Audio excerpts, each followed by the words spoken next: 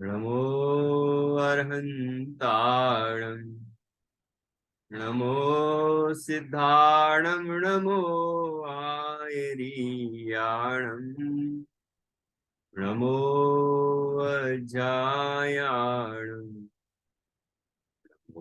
लोये सव्यसाहुणम् मङ्गलं भगवान् वीरो मङ्गलं गौतमो गणी मङ्गलं कुन्दकुन्दाद्यो जैनधर्मोऽस्तु मङ्गलम् सर्वमङ्गलमाङ्गल्यं सर्वकल्याणकारकं प्रधानं सर्वधर्माणां जैनं जयतु शासनं जैनं जयतु शासनम् विश्वप्रकाशि महिमान् ममानमेकम् ओमक्षराद्यखिलवाङ्मय हेतुभूतम् यं शङ्करं सुगतमीशमनीशमाहु अर्हन्तमूर्जितमहं तमहं नमामि।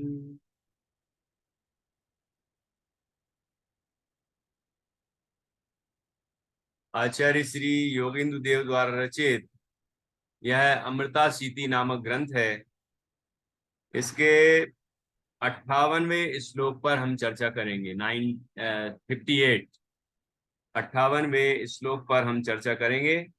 यहाँ प्रकरण थोड़ा सा बदला हुआ है। ये 54 नंबर के श्लोक से यहाँ 53वें श्लोक में पूर्व ध्यान के प्रकरण का उपसंहार किया और उसके बाद 54वें श्लोक से बताया गया है कि भगवान जिनेंद्र का दिव्य उपदेश क्या है और वह गुरु परंपरा से किस तरह चला आया।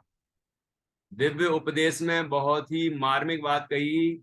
वह दिव्य उपदेश है निज शुद्ध चैतन्य तत्व की अनुभूति, निज शुद्ध चैतन्य तत्व का ज्ञान, उसका अनुभव, यही दिव्य उपदेश है। ये प्राप्त हो, यही उपदेश है भगवान जिनेंद्र का। और ये बात मूल संग से, भगवान जिनेंद्र से गणधर आचार्य और मुनिराज ज्ञानी विद्वान, उनके माध्यम से ये बात आज भी हम सबको प्राप्त है। अब यहाँ कहा जाता है कि जैसे मान लीजिए ये जब बात प्राप्त है तो हम ग्रहण क्यों नहीं कर लेते, तो इसके संबंध में दो बातें कही। एक तो ये कि पहले तो मोह की तीव्रता से और ज्ञानादिक की हीनता से जीव उन ज्ञानियों का समागम करता नहीं। यदि मोह मंद हो और ज्ञानादिक प्रकट हो गए हो तो कदाचित वह उन आत्मानुभवी ज्ञानियों का समागम करे। तो यदि वह सिद्धि तक नहीं पहुंचते हैं, मतलब जो उपदेश प्राप्त कर लिया उस उपदेश का यहाँ जीवन में प्रयोग नहीं करते, अंतर में भेद ज्ञान नहीं करते, आत्मा की अनुभूति नहीं करते, तो वह दिव्य उपदेश भी या वो जो उपदेश प्राप्त हुआ है वह बेकार ही चला जाता है। अर्थात वह भूल जाता है जीव और फिर सिद्धि प्राप्त नहीं हो पाती। इसलिए आचार्य ने कहा है कि जो उपदेश प्राप्त हुआ है भगवान जिनेंद्र का उपदेश परंपरा से, उसको हमें अच्छी तरह से समझना चाहिए, ग्रहण करना चाहिए, प्रयोग करना चाहिए और शीघ्रातिशीघ्र उसको सिद्ध कर लेना चाहिए, मतलब उसकी सिद्धि प्राप्त हो, अर्थात तो आत्मानुभूति हो और जीव स्वयं सिद्ध अवस्था की प्राप्ति कर ले। ठीक है ना? क्योंकि ये जीवन का भरोसा नहीं, बुद्धि का भरोसा नहीं और वो कर्मों के उदय का भरोसा नहीं। तो फिर ऐसी स्थिति में ऐसा ना हो कि ये मूल्यवान उपदेश या अमूल्य उपदेश ये विस्मृत हो जाए। तो ये उपदेश के संबंध में चर्चा की। उसके बाद गुरुओं की महिमा बताई कि गुरुओं के माध्यम से ही ये दिव्य ज्ञान, दिव्य तत्व, दिव्य उपदेश हम सबको प्राप्त है। तो उन गुरुओं की विनय करके और उनसे यह उपदेश हमें प्राप्त करना चाहिए। यहाँ कहा गया है कि जीव यद्यपि जीव को ये मालूम भी चल जाए ये देह के अंदर ज्ञान स्वरूप तत्व ही मैं हूं, तो भी उस तत्व की अनुभूति तब तक नहीं होती जब तक उसे ज्ञानी गुरु का समागम न मिले। जिसने स्वयं आत्मानुभूति प्राप्त की है वो जीव उस संत का, उस ज्ञानी का, उस विद्वान का या उस उन संतों, उन आचार्य आदि का समागम जब मिलता है तो वो अपनी अनुभूति के साथ वह वाणी बोलते हैं और वह भव्य जीव उसको सुन के अंतर्मुख होकर अनुभूति प्राप्त कर लेता। इसलिए ज्ञानी गुरु का समागम ये महत्वपूर्ण बताया गया है।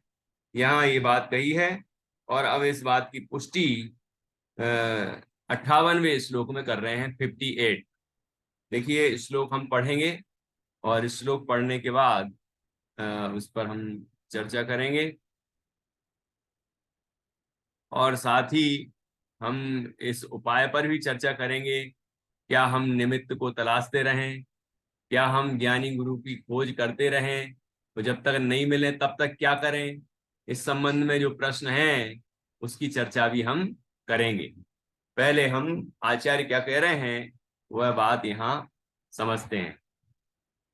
उत्थानिका, अपने शरीर में स्थित होने पर भी परमात्म तत्व को गुरु के उपदेश के बिना जाना नहीं जा सकता है, ऐसा तात्पर्य है। देखिए अब श्लोक। द्रगवग द्रग द्रगवगमन लक्ष्यम, द्रगवगमन अवगमन, द्रगवगमन लक्ष्यम लक्ष्यम स्वस्य तत्वं समन्तात् गतमपि निज देहे देहिभिर्नोपलक्ष्यम् तदपि गुरुवचोभिर्बोध्यते तेन देवः गुरुरधिगत तत्वतः पूजनीयः। द्रगवगमन लक्ष्यम स्वस्य तत्वं समन्तात् गतमपि निज देहे देहिभिर्नोपलक्ष्यम् तदपि गुरुवचोभिर्बोध्यते तेन देवः गुरुरधिगत तत्वतः पूजनीयः। द्रग अवगमन लक्ष्यम स्वस्य तत्वं समन्तात् गतमपि निज देहे देहिभिर्नोपलक्ष्यम् तदपि गुरुवचोभिर्बोध्यते तेन देवः गुरुरधिगत तत्वतः पूजनीयः। यहाँ आचार्य कहते हैं कि यह आत्मा, शुद्ध चैतन्य आत्मा, परम पारणामिक भाव स्वरूप आत्मा या निज परमात्मा इस देह के अंदर स्वदेह प्रमाण रूप से विद्यमान है और देह से अत्यंत भिन्न है, चैतन्य लक्षण से पहचाना जाता है। ऐसा सब कुछ होने पर भी यह शुद्धात्म तत्व हमारे अनुभव में क्यों नहीं आ सकता, उसका लक्ष्य क्यों नहीं हो सकता। तो कहते हैं कि ज्ञानी गुरु के वचन के बिना वह तत्व उपलब्ध नहीं हो सकता। है ना। ऐसे वो गुरु हमारे पूजनीय हैं, जिनके बिना ये संभव नहीं है, या जिनके सानिध्य में ही हम अपने आत्मा की अनुभूति प्राप्त कर सकते हैं। देखिए आगे यहाँ खंडान्वय, एक एक शब्द का अर्थ समझते हैं। द्रगवगमन लक्ष्यम दर्शन व ज्ञान, द्रग दर्शन, अवगमन अर्थात ज्ञान,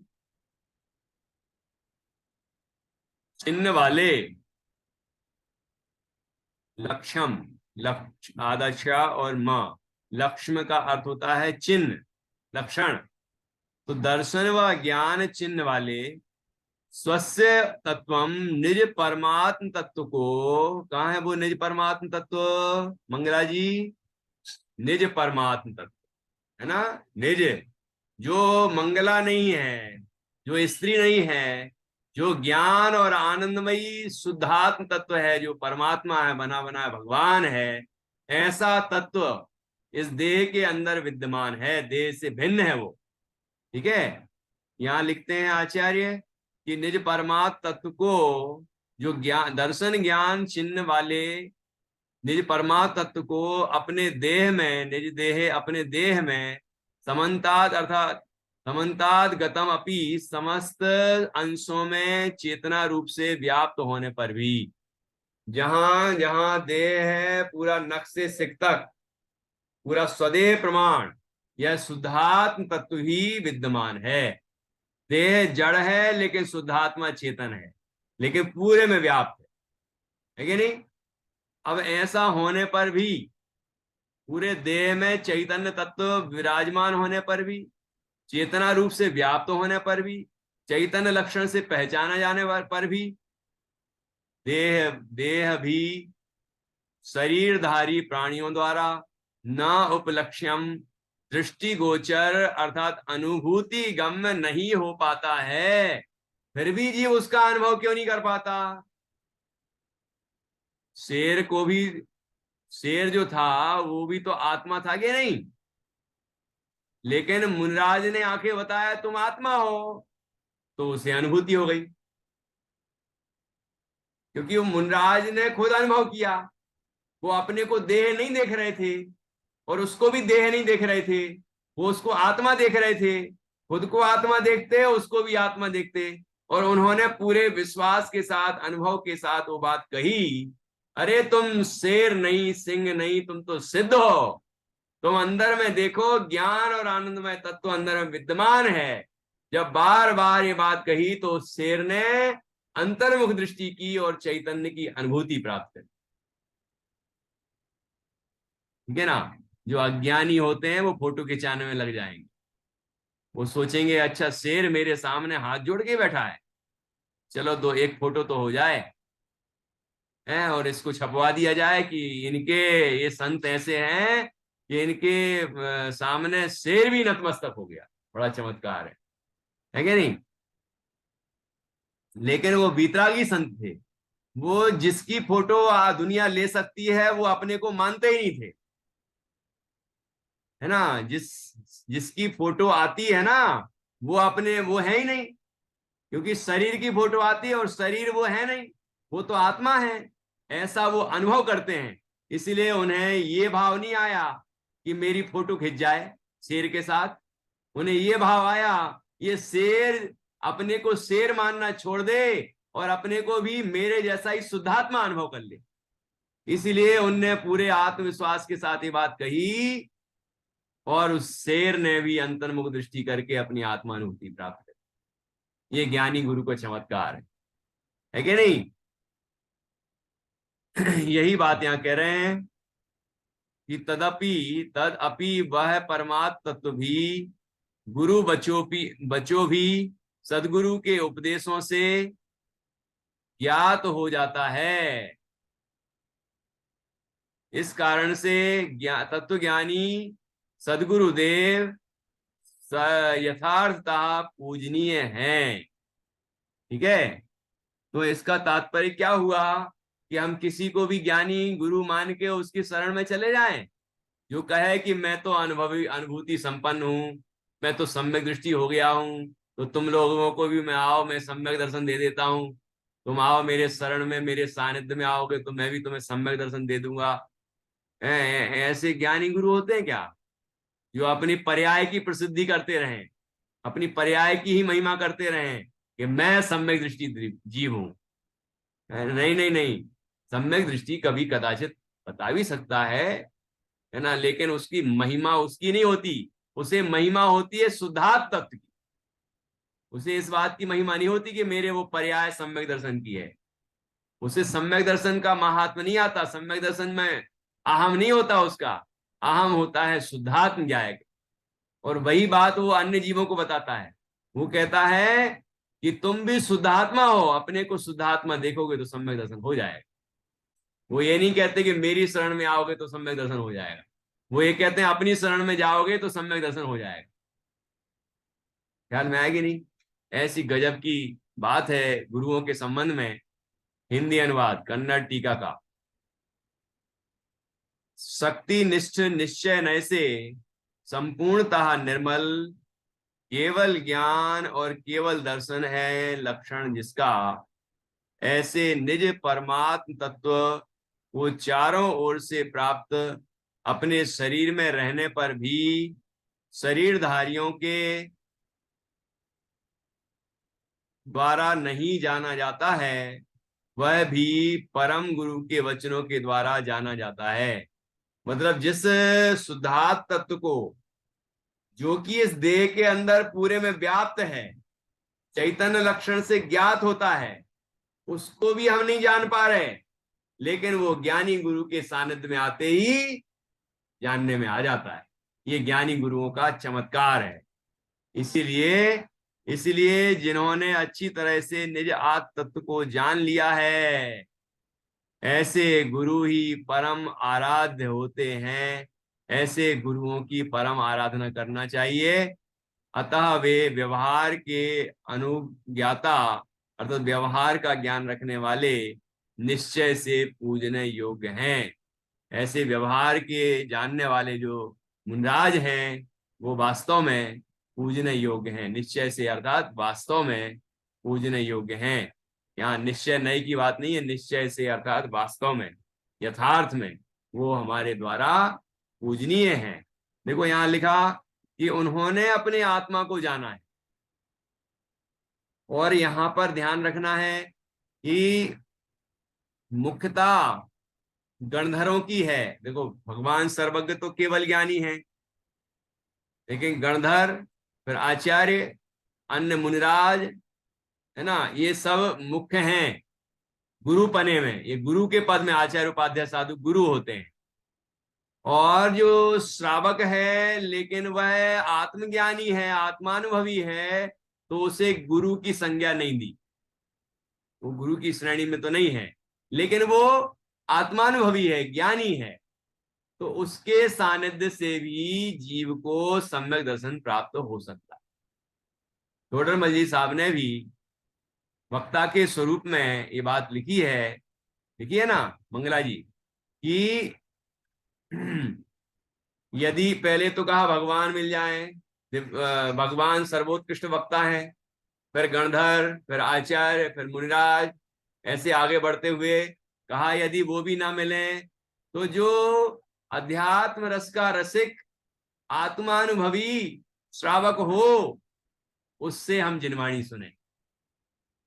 दिखाएंगे नहीं? तो जो आत्मानुभवी हो, अध्यात्म रस का रसिक हो, आत्मा का रसिक हो, उससे जिनवाणी सुने। ठीक है ना?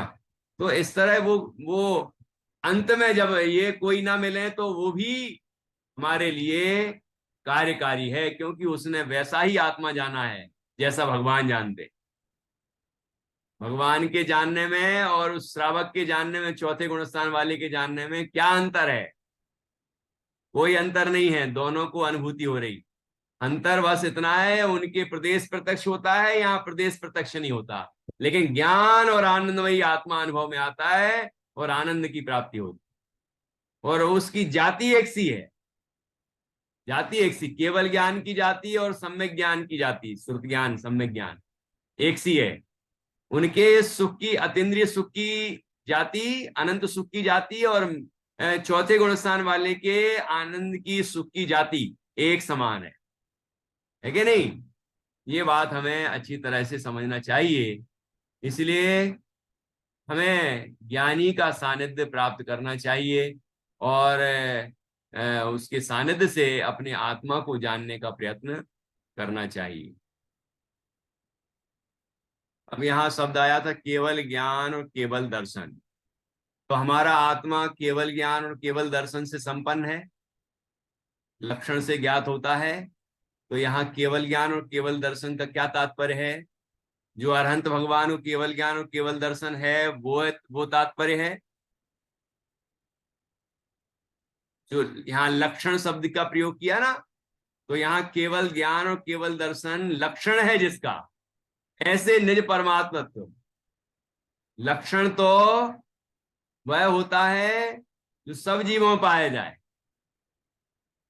है ना। केवल ज्ञान और केवल दर्शन पर्याय में तो अरहंत सिद्ध परमात्मा के ही है, तो वो ही जीव होंगे सिद्ध, बाकी जीवों क्या होगा? यहाँ तो निज की बात की है। तो यहाँ केवल शब्द का अर्थ मात्र समझना, मात्र ज्ञान मात्र है। ज्ञान मात्र भाव में अनंत शक्तियां उछलती, दर्शन मात्र केवल शब्द का, ठीक है, ऐसा समझना चाहिए। तो वही लक्षण है जो उपयोगो लक्षणम कहा, है ना, चैतन्य लक्षण कहा, ज्ञान दर्शन जानना देखना लक्षण कहा जीव का, वही यहाँ पर बताया गया है। तो इस लक्षण से ज्ञात विद्यमान होने पर भी आत्मा हमारे अनुभव में नहीं आता, तो ऐसा आत्मा भी ज्ञानी गुरु के वचनों के निमित्त से हमें अनुभव में आ जाता है। ऐसे वह गुरु हमारे लिए पूजनीय है, आराध्य है। अब भावार्थ। निश्चय से अपने आप को गुरु समझकर व्यवहार से धर्म तीर्थ के उपदेश को अपना गुरु समझना चाहिए, ऐसा अभिप्राय है। क्या कहा मंजूषा जी, क्या कहा? निश्चय से अपने आप को समझकर, व्यवहार से धर्म तीर्थ का उपदेश देने वाले गुरु समझना चाहिए, धर्म तीर्थ को। लेकिन यहाँ तो कह रहे हैं निश्चय से अपने आप को गुरु समझकर चलना चाहिए। हाँ। अपनी ही ज्ञान पर्याय गुरु है। हाँ, अपनी ही ज्ञान पर्याय गुरु है। देखो कि अपना शुद्धात्म तत्व ही हमारा गुरु है ना। तो जब वो पुष्पदंत और भूतबली मुनराज को जब आचार्य धरसेन स्वामी ने मंत्र की साधना के लिए भेजा था, तब उनसे कहा था तुम्हारा आत्मा ही तुम्हारा वास्तविक गुरु है ना। तो ऐसे ही हमारा आत्मा भी हमारा वास्तविक गुरु है। ज्ञान सर्व समाधान कारक है। तो निश्चय से अपने आत्मा को गुरु समझ कर का इसका तात्पर्य मैं गुरु हूं, ये अहंकार की बात नहीं है। आत्मा की बात की और निश्चय से बात की, शरीर की बात नहीं की, आत्मा की बात की। आत्मा हमारा निश्चय से गुरु है, क्योंकि वही हमें अपना मार्गदर्शन देगा, ठीक है।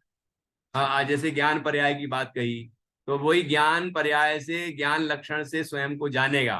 तो निश्चय से तो स्वयं ही गुरु है, लेकिन व्यवहार से जो हमें धर्म तीर्थ का उपदेश देते हैं, जो उस शुद्धात्मा को बता देते हैं, निज निधि निज में ही बता देते हैं, वो हमारे गुरु, ठीक है।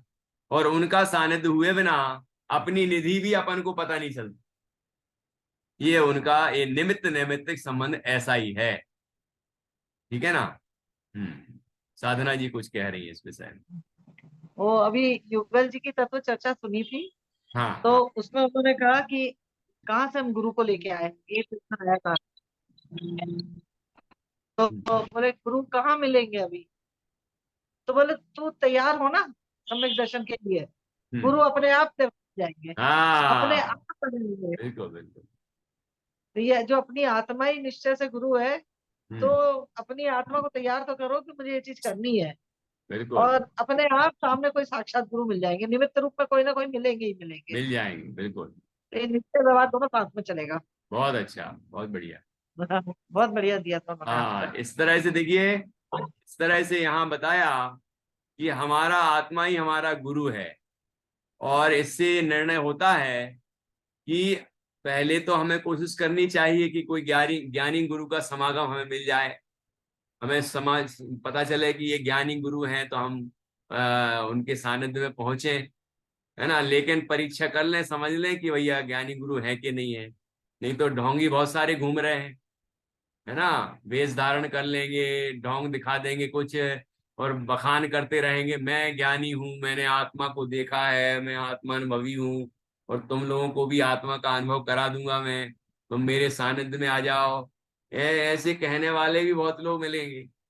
लेकिन वे तो खुद तो, अभी पिछले छंद में आया था ना, वे अंधे घोड़े की सवारी के, उनका सानिध्य प्राप्त करना, है ना, उनके मार्गदर्शन में चलना अंधे घोड़े की सवारी करने के समान है। ये यहाँ पर अपन ने कुगुरु के प्रकरण में छह ढाला में पढ़ा है, ते कुगुरु जन्म जल उपल नाव, पत्थर की नौका के समान है। यहाँ एक नया उदाहरण मिल गया, उस कुगुरु की शरण लेना अंधे घोड़े की सवारी करने जैसा है। अंधे घोड़े की सवारी करेंगे तो घोड़ा तो सरपट दौड़ेगा तेज, लेकिन कहाँ खाई में गिरा देगा, वो गिरेगा और गिराएगा, हमें पता भी नहीं चलेगा। ठीक है ना। इसलिए ज्ञानी गुरु की ही तलाश करें। और जो अभी बात कही साधना जी ने बाबू युगल जी के माध्यम से, वो बात सर्वप्रथम अनुकरणीय है कि हम अपने को तैयार करें। हमारा उपादान जब तैयार होगा तो निमित्त आकाश मार्ग से उतर के आ जाएंगे, जैसे शेर के लिए आ गए, है ना। तो ऐसा हमारा योग बनेगा, योग्यता पकी ना उस शेर की, तो वो मुनराज आ गए। कहा उन्होंने सीमंदर स्वामी की दिव्य ध्वनि सुनी और उस शेर के बारे में सुना कि ये जीव भरत क्षेत्र का 24वां तीर्थंकर बनेगा। और वो आए और उसको संबोधित किया, और उस शेर ने आत्मानुभूति प्राप्त कर ली। देखो, योग्यता पकी तो निमित्त हाजिर हो गए। तो अपने उपादान को हम जगाएं, अपने अंदर की शक्ति को प्रकट करें, अपने आत्मानुभव को प्राप्त करने का हम सच्चा प्रयत्न करें, हम अपना पुरुषार्थ करेंगे तो निश्चित रूप से, यदि कदाचित हमने पहले देशना प्राप्त नहीं की होगी ज्ञानी की, तो अभी प्राप्त हो जाएगी, है ना। और यदि पहले से प्राप्त कर ली होगी तो, कि जो हम अंतर की भावना पूर्वक शुद्धात्मा के अनुभव के लिए प्रयत्न कर रहे हैं, तो अनुभूति प्रकट हो जाएगी, क्योंकि हमने देशना प्राप्त कर ली है ना। इसलिए हम तो अपना पुरुषार्थ करें, यही निष्कर्ष की बात है। ठीक है। विशेष देवालयों, तीर्थ आदि स्थानों में आत्मदेव की स्थिति का निषेध करने के बाद प्रस्तुत पद में ग्रंथकार ने प्राप्त देह देवल में ही परमात्म तत्व की स्थिति का निरूपण करते हुए यह भी बताया है कि तत्वज्ञानी गुरु के प्रसाद से ही परमात्म तत्व का यथार्थ परिज्ञान होता है, अतः उनकी पूजा उचित, पर्याप्त सम्मान आदि करनी चाहिए। तो तीन बातें हो गई। एक तो पूर्व छंद की अपेक्षा कि कहीं देवालयों में, तीर्थों आदि स्थानों में भगवान आत्मा प्राप्त नहीं होता, शुद्धात्म तत्व नहीं मिलता, निज परमात्मा नहीं मिलता। निज परमात्मा निज में ही मिलेगा, है ना। अब इस छंद में यही कहा कि वह देह देवल में मिलेगा, ज्ञान स्वरूप, ज्ञान लक्षण से ज्ञात होगा। फिर वह जो ज्ञात होगा, तीसरी बात कही, उसके लिए निमित्त रूप में ज्ञानी गुरु होने चाहिए। ठीक है, ज्ञानी गुरु का समागम भी प्राप्त हो जाएगा। इसलिए ज्ञानियों का हमें उचित आदर सम्मान करना चाहिए। आगे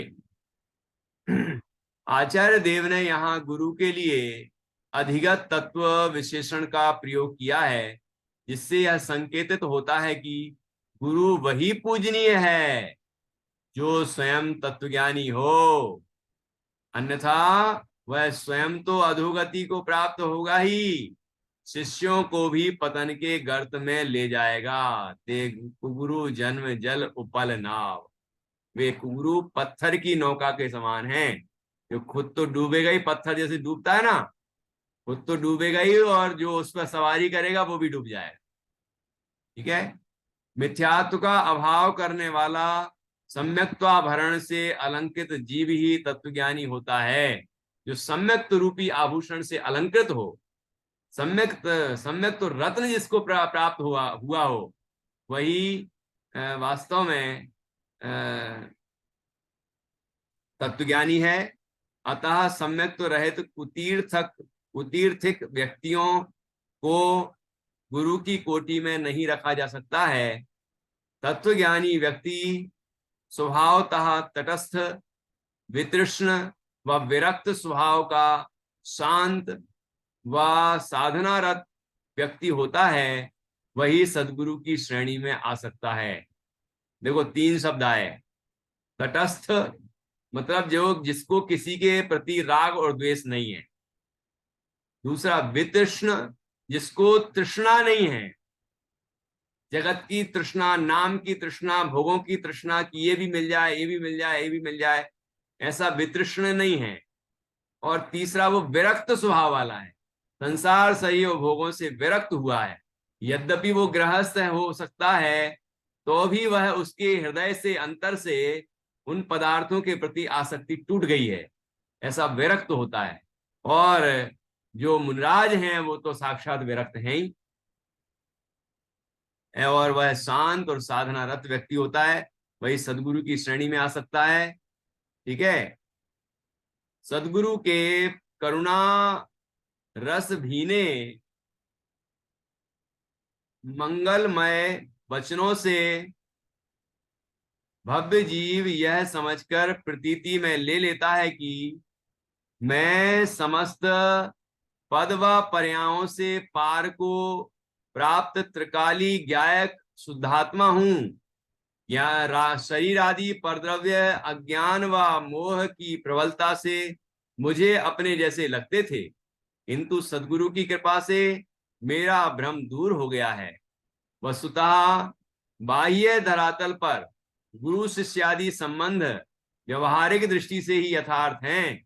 अतः निश्चय से तो आत्मा ही आत्मा का स्वयं का गुरु है, जो कि स्वकीय विवेक को जागृत करके परमात्म तत्व का साक्षात्कार कर पाने में सफल होता है।